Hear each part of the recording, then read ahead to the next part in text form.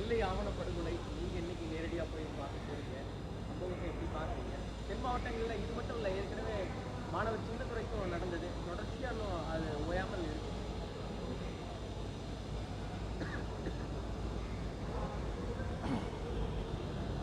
நெல்லையில் நடந்துள்ள ஆணவ கொலை மிகுந்த அதிர்ச்சியை, வேதனையை அளிக்கிறது. அந்த கொலையில் தொடர்புடைய அனைவரின் மீதும் நடவடிக்கை எடுக்க வேண்டும் என்று கவின் குடும்பத்தை சார்ந்த பெற்றோர் உள்ளிட்ட பலரும் கோரிக்கை எழுப்பி வருகின்றனர். இன்னும் அவரது உடலையும் திரும்பப் பெறவில்லை. இந்த நிலையில் படுகொலை செய்த சுஜித் மற்றும் அவருடைய தந்தை காவல் உதவி ஆய்வாளர் சரவணன் ஆகிய இருவரும் கைது செய்யப்பட்டிருக்கின்றனர். ஆனால் கவினுடைய தந்தை சுஜித்தினுடைய தாயாரையும் கைது செய்ய வேண்டும் என்று வலியுறுத்தி வருகிறார். காவல்துறையில் அவரும் அந்த பெண்மணியும் பணியாற்றுகிறார் என்பது குறிப்பிடத்தக்கது. 3 பேரின் மீதும் முதல் தகவல் அறிக்கை பதிவு செய்யப்பட்டிருக்கிறது. முதல் தகவல் அறிக்கையில், அதாவது எஃப்ஐஆரில், அந்த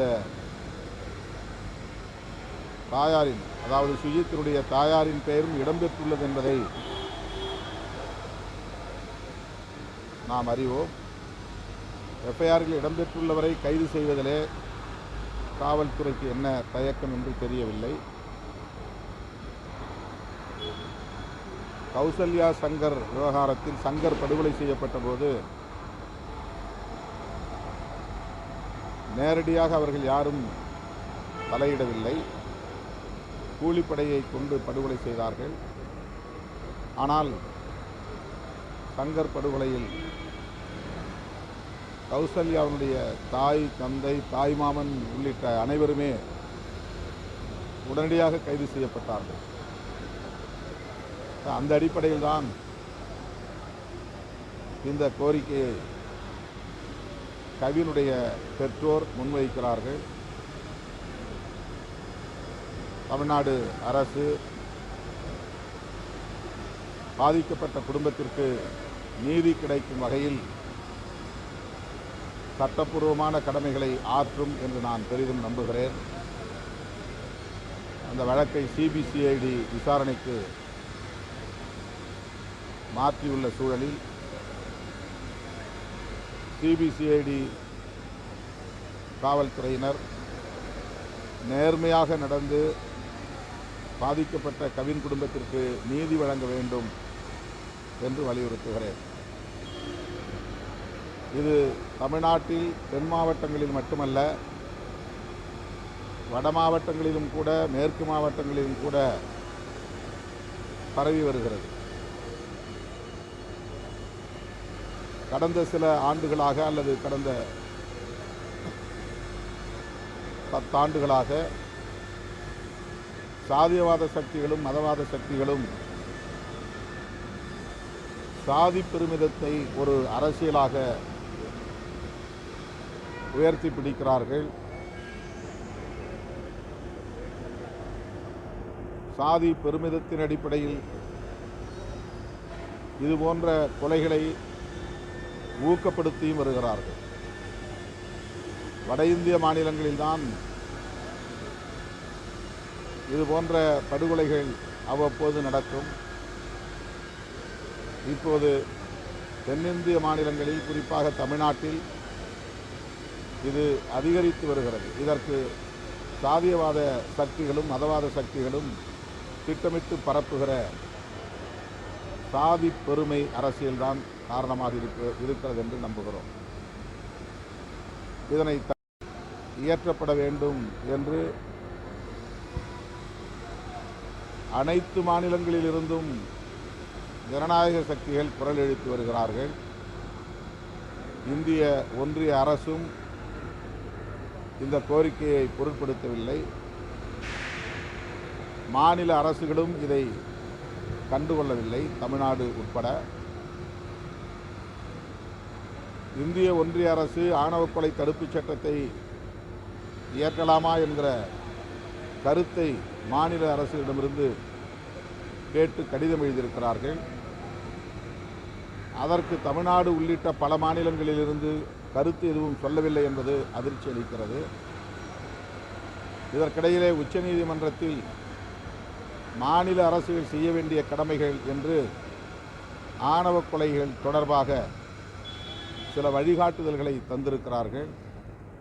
எப்படி வழக்குகளை பதிவு செய்ய வேண்டும், பாதிக்கப்பட்ட குடும்பத்தினருக்கு என்ன இழப்பீடுகளை தர வேண்டும், காவல்துறை அதிகாரிகளின் உடனடி கடமைகள் என்ன என்பன போன்ற வழிகாட்டும் நெறிமுறைகளை தீர்ப்பாக வழங்கியிருக்கிறார்கள். உச்சநீதிமன்றத்தின் வழிகாட்டுதல்களையும் கூட தமிழ்நாடு உள்ளிட்ட மாநில அரசுகள் பின்பற்றவில்லை என்பது அதிர்ச்சி அளிக்கிறது. இது தொடர்பாக நேற்று உள்துறை அமைச்சர் அமித்ஷா அவர்களை சந்திக்க முயற்சி எடுத்தோம். அவரை நேரில் சந்திக்க இயலவில்லை. ஆனால் அந்த அமைச்சகத்தில் அவருக்கு இந்த கோரிக்கையை வலியுறுத்தி விடுதலை சிறுத்தைகள் கட்சியின் சார்பில் கோரிக்கை மனு அளித்திருக்கிறோம். உடனடியாக ஆணவ கொலை தடுப்புச் சட்டத்தை இயற்றுவதற்கு முன்வர வேண்டும் என்பதை வலியுறுத்தி இருக்கிறோம். ரஷ்யாவில் படிக்கச் சென்ற மருத்துவக் கல்லூரி மாணவன் கடலூர் மாவட்டத்தைச் சார்ந்த கிஷோர் அங்கே பொய் வழக்கு ஒன்றிலே கைதாகி 2 ஆண்டு காலம் சிறையிலே இருந்திருக்கிறான். அவனை இப்போது கட்டாயப்படுத்தி போர் பயிற்சி கொடுத்து உக்ரைனுக்கு எதிரான போர் முனையிலே நிறுத்தியிருக்கிறார்கள் என்ற அதிர்ச்சி தரும் தகவல் வந்திருக்கிறது. இது குறித்து ஜெய்சங்கர் அவர்களை, வெளியுறவுத்துறை அமைச்சரை சந்தித்து கோரிக்கை மனு அளித்திருக்கிறோம். இந்தியர்கள் 126 பேர் ரஷ்ய சிறையிலே சிக்கியிருக்கிறார்கள். அனைவரையும் மீட்க வேண்டும் என்று வலியுறுத்தியிருக்கிறோம்.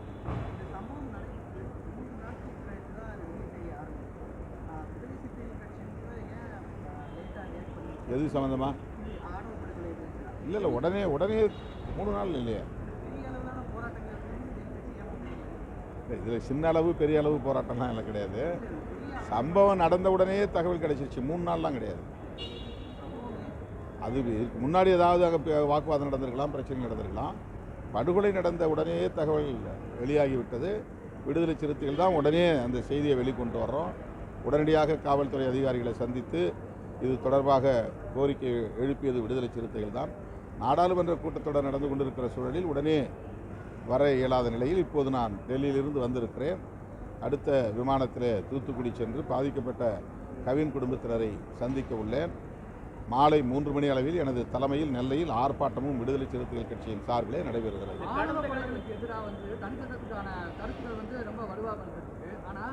ஆணவ கொலை சாதிய மறுப்புங்கிறது சமூக ரீதியாக, உளவியல் ரீதியாக மாறணும். வெறும் சட்டத்தினால இதை மாற்ற முடியாதுங்கிற கருத்துல நீங்கள் எப்படி பார்க்குறீங்க? ஏன்னா ஆண்டுகள் மாறிட்டே வருது, பெயர்கள் மாறிட்டே வருது, ஆனால் இந்த சம்பவங்கள் மட்டும் மாற மாட்டேங்குது. இதை நீங்கள் எப்படி பார்க்குறீங்க? சட்டம் ஒரு தடுப்பு நடவடிக்கைக்கு பயன்படக்கூடிய ஒரு கருவி. அதுவே இன்னும் இயற்றப்படவில்லை. அதுவே உளவியல் ரீதியாக ஆளும் தரப்பிலே அல்லது அதிகார வர்க்கத்திலே ஒரு தயக்கம் இருக்கிறது. இப்படி ஒரு கொடூரம் நடக்கிறது, இந்தியா முழுக்க நடக்கிறது. பெற்ற பிள்ளையை கூட கொடூரமாக படுகொலை செய்யக்கூடிய அளவுக்கு பெற்றோரின் உளவியல் இருக்கிறது. இதை ஒரு தேசிய அவமானமாக கருத வேண்டும். சாதி விட்டு சாதி திருமணம் செய்வதற்காக தாம் பெற்ற பிள்ளையையே கொடூரமாக கொலை செய்யக்கூடிய அளவுக்கு பெற்றோரின் உளவியல் இருக்கிறது என்றால் எந்த அளவுக்கு இங்கே சாதி எல்லோரையும் மனநோயாளிகளாக ஆக்கி வைத்திருக்கிறது என்பதை உணர முடிகிறது. இப்படிப்பட்ட ஒரு சூழலிலே இதற்கு சட்டம் இயற்றுவதற்கு என்ன தயக்கம்? சட்டத்தை நடைமுறைப்படுத்துவது அது வேறு. 1989 வன்கொடுமைகள் தடுப்பு சட்டம் வந்தது. ஆனால் அதை நடைமுறைப்படுத்துவதற்கே 10-15 ஆண்டுகள் பிடித்தன. அது பற்றி திரும்ப திரும்ப வலியுறுத்தி போராட்டங்களை நடத்தி தான் இப்போது அந்த சட்டம் நடைமுறைக்கு வந்திருக்கிறது. அதுபோல ஆணவ கொலைகள் தடுப்புச் சட்டம் என்பது வெறும் தலித்துகள் பிரச்சனை அல்ல. சாதி விட்டு சாதி, எந்த சாதியிலே திருமணம் நடந்தாலும் படுகொலை செய்கிறார்கள். எஸ்சி பிசி என்கிற அடிப்படையில் நிகழக்கூடியது அல்ல இது. ஓபிசி சமூகத்தினரிடையே கூட சாதி விட்டு சாதி திருமணம் செய்தால் படுகொலைகள் நடக்கின்றன. எனவே இது ஒரு சமூக பிரச்சனை, தேசிய அளவிலான பிரச்சனை. எனவே தேசிய அளவில் சட்டம் இயற்றப்பட வேண்டும் என்பதுதான் நம்முடைய கோரிக்கை. சட்டம் வந்த பிறகு அந்த சட்டத்தை நடைமுறைப்படுத்துங்கள் என்று நாம் வலியுறுத்த முடியும். அப்போது ஓரளவுக்கு இந்த குற்றங்களை தடுக்க முடியும் என்கிற நம்பிக்கை தான் சட்டம் வேண்டும் என்கிற கோரிக்கை. தமிழகத்தில் சட்டம் ஒழுங்கு எப்படி இருக்கு? கடந்த காலங்களில் தென் மாவட்டங்களில் தொடர்ந்து நடைபெறும் பொழுது அப்பாவும் கூட சொல்லியிருந்தாரு, தென் மாவட்டங்களில் வன்முறையே கிடையாது, அமைதி பூங்காவாக இருக்குன்னு சொல்லிட்டு அவருடைய கருத்து தொடர்ச்சியாக இன்னும் நடந்துட்டு தான் இருக்கு. நீங்க சொன்ன மாதிரி ஒரு பக்கம் காவல்துறை, 2 பேரும் காவல்துறை, அவங்க தந்தையும் அவருடைய தாயாரும் இந்த நடைமுறை, அதாவது சட்டத்தை காக்க வேண்டியவர்களே அவங்களுக்கு உதவியாக இருந்து இந்த சம்பவத்துக்கு தெரிஞ்சுக்காங்க. காவல்துறை நடவடிக்கை எடுக்கல. இன்னைக்கு தான் கைது பண்ணியிருக்காங்க, நேற்று இரவு தான் கைது பண்ணியிருக்காங்க. பணியிடை நீக்கம் உள்ளிட்ட அடுத்தடுத்த நகர்வுகள் அமைதியாக தான் போயிட்டு இருக்கு, பெரிய அளவில் இல்லை. இது காவல்துறையை சார்ந்தவர்களாக இருந்தாலும் சரி, அல்லது எந்த நிலையிலே இருந்தாலும் பெற்றோருடைய உளவியல் என்னவாக இருக்கிறது என்றால், சாதி கௌரவம் தான் தன்னுடைய குடும்ப கௌரவம் என்று நினைக்கக்கூடிய அளவுக்கான ஒரு பொது கருத்து இங்கே உருவாகி இருக்கிறது. இது காலங்காலமாக இருந்து வருகிற ஒன்றுதான், புதிய நடைமுறை அல்ல. அதனை ஒழிப்பதற்கு எல்லா ஜனநாயக சக்திகளும் ஒருங்கிணைய வேண்டும். முற்போக்கான சக்திகள், புரட்சிகர சக்திகள் எல்லோரும் ஒன்று சேரும்போதுதான் சமூக ரீதியான விழிப்புணர்வையும் உருவாக்க முடியும், இதுபோன்ற சட்டங்களையும் கொண்டு வர முடியும். இந்த பிரச்சனையை பொறுத்தவரையில் உடனடியாக அந்த குற்றவாளி சரணடைந்து விட்டான். இப்போது நாம் கொடுத்த அழுத்தத்திற்கு பிறகு அவருடைய தந்தை கைதாகியிருக்கிறார். எஃப்ஐஆரிலே அவருடைய தாயாரும் இடம்பெற்றிருக்கிற நிலையில் அவரை கைது செய்வதிலே என்ன தயக்கம் என்று நான் தமிழ்நாடு காவல்துறைக்கும் தமிழ்நாடு அரசுக்கும் கேள்வி எழுப்ப கடமைப்பட்டிருக்கிறேன்.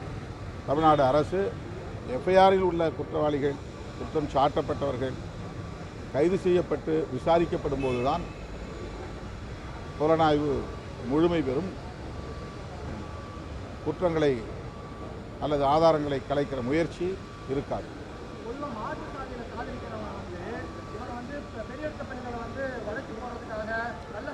இது போதும் நினைக்கிறேன். ஒரு டிபேட் மாதிரி பண்ண முடியாது. இந்த பையன் வந்து மாதம் 1 லட்சம் ரூபாய் சம்பளம் வாங்குறாரு, பெரிய நிறுவனத்தில் வேலை செய்கிறாரு. இனியும் இந்த சாதி ஒண்ணுங்கிறதா இந்த சுத்தமாக இருக்குங்கிறதா பல்வேறு சமூகத்திலிருந்து கேள்வி வருது. இதை நீங்கள் எப்படி பார்க்குறீங்க? அல்லது நாடக காதல் என்று பேசக்கூடியவர்கள் சொன்ன கருத்து இது. உனக்கு என்ன வேலை இருக்குது, உனக்கு என்ன பொருளாதாரம் இருக்குது, நீ எந்த அடிப்படையில் எங்கள் வீட்டு பெண்களை எல்லாம் காதலிக்கிற என்று ஏதோ ஒரு குறிப்பிட்ட சாதிக்கான பிரச்சனையாக காதலையும் காதல் திருமணங்களையும் சுருக்கி பரப்புரை செய்ததன் விளைவாக இது போன்ற விவாதங்கள் நடக்கின்றன. காதல் என்பது யாரும் சொல்லி வருவதல்ல, திட்டமிட்டு தூண்டி உருவாக்க முடியாது. ஆனால் அந்த அளவுக்கான பிற்போக்குத்தனமான பிரச்சாரம் இந்த மண்ணிலே வெளிப்படையாக மேற்கொள்ளப்பட்டது. அதனுடைய விளைச்சல் தான் இன்றைக்கு இந்த மாதிரியான படுகொலைகள் அதிகரிப்பதற்கு காரணமாக அமைந்திருப்பதாக நான் கருதுகிறேன், நம்புகிறேன்.